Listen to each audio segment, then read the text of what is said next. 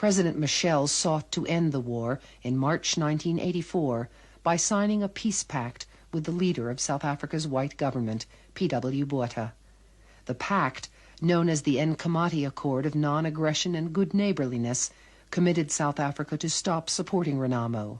In return, Mozambique would not allow guerrillas from the African National Congress, the ANC, to use its territory to launch attacks on South Africa. The driving force behind the Nkomati Accord, President Michel, has died.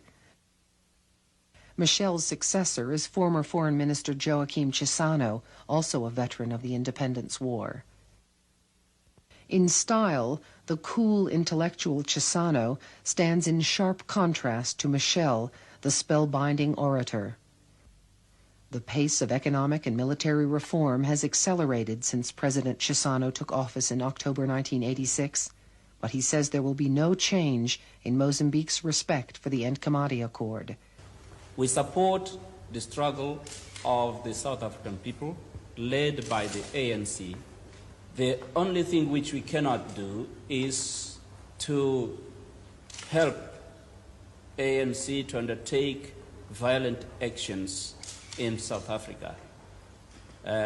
This we have committed ourselves not to do, but otherwise we support ANC politically, morally, diplomatically. Mozambique honored its side of the deal. Frelimo hoped that if South Africa did the same, Renamo would gradually fade away. But, as it did when Zimbabwe gained independence 4 years before, Mozambique misjudged Pretoria's intentions. The war did not die down. It intensified, thanks to continued South African support.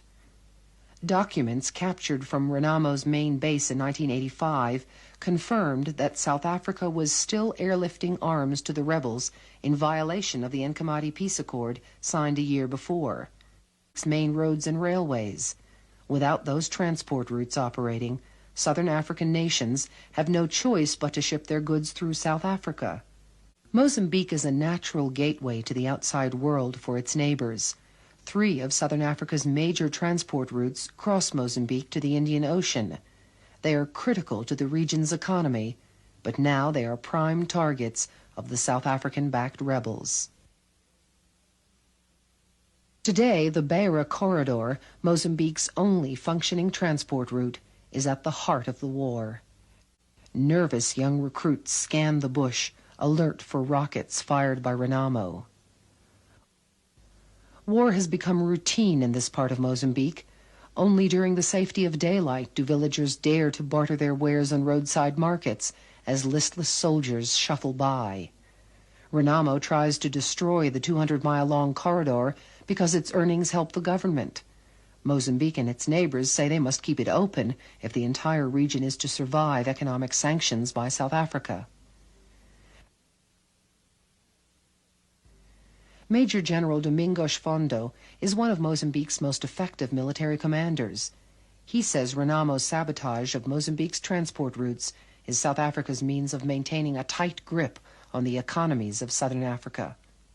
They cut everything, so these countries have to depend on it. Those that border South Africa, they are the principal targets.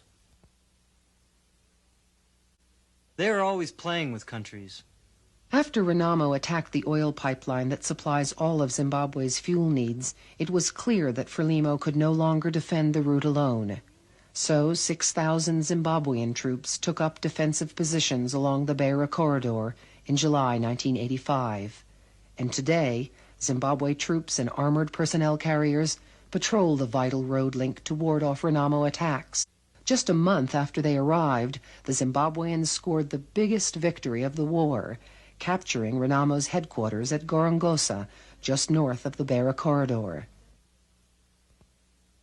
Then Renamo pushed north into Mozambique's richest provinces, Tete and Zambezia. Hundreds of thousands of civilians fled their homes as Renamo routed government troops from the Zambezi River Valley. By October 1986, Renamo appeared ready to cut Mozambique in two. 1 million people were homeless. Hungry peasant farmers were refugees in their own land. District after district was being destroyed by continuing Renamo attacks and Frelimo counterattacks. There was little left of the northwestern town of Ulongwe after Frelimo and Renamo clashed in December 1986.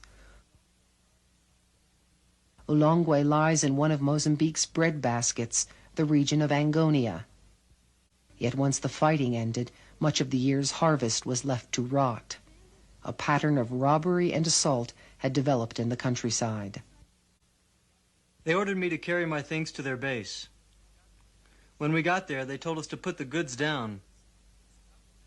As I was bending over, they chopped the back of my head.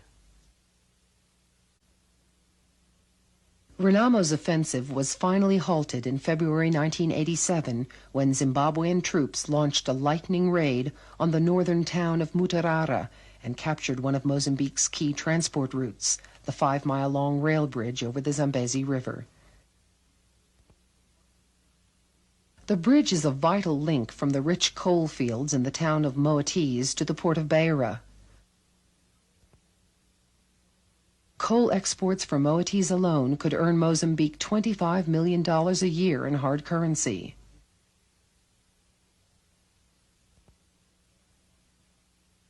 The Mutarara attack signaled a deeper commitment from Zimbabwe to Mozambique's war, for this embattled town is far north of Zimbabwe's usual area of operations along the Beira corridor.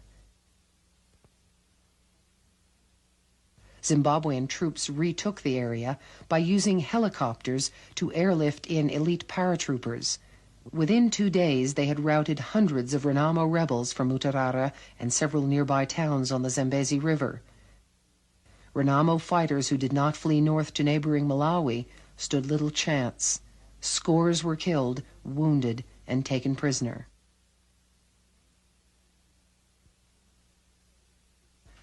Renamo controlled Mutarara for 4 months.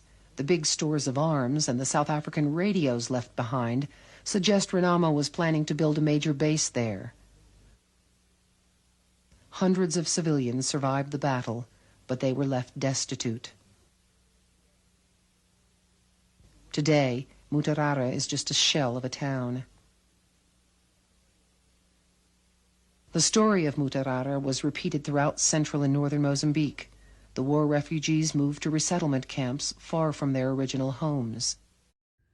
This is just but one of many great stories about this, the most successful army on the African continent, the Zimbabwe National Army. The Zimbabwe National Army has fought more wars and had more victories on the African continent than any other army on the African continent. This has secured independence for nations, fought imperialism in countries like Congo, protected women and children from warlords, terrorists, and terror in countries like Sudan.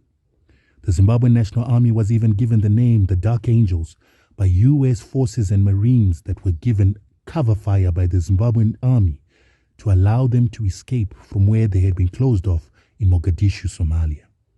Zimbabwe would go on to win the war in Mozambique against Renamo, and that victory against the Renamo that was being armed by the CIA and the apartheid government would result in the collapse of the eastern Coordination Tour of the apartheid government. Zimbabwe was also fighting a war in Zimbabwe against Super ZAPU that was also being financed by the CIA and the apartheid government to make sure that there was a collapse of its buffer zone in Zimbabwe and on the eastern side of Mozambique. At the same time, the Angolans and the Cubans were being victorious over the Boers, that they had to withdraw, retreat from Angola and Namibia to open up the western Coordination Tour. This opening up of the buffer zone would now allow SADC together with Cuba to attack South African soil to defeat the Boers once and for all, as had happened to the Rhodesians. With that threat, the Boers began to negotiate with the ANC and other liberation movements to bring peace for fear of a SADC invasion of South Africa. The Zimbabwean National Army would go on to play parts in Congo, Somalia, Chad, Sudan, Equatorial Guinea, Angola, and many other territories where secret wars have been fought, without being told to the nation. It is because of this great army and other partner armies in the region that South Africa has independence today. It is because of Zimbabwe that forced the Sun City Accord after the UN and the Americans wanted to divide Congo into 5 separate states and to remove Kabila, that Congo still has a sitting government today. We are proud of these, the bones of Nehanda that rose, the shield of Africa that we call Zimbabwe National Army, the ZNA.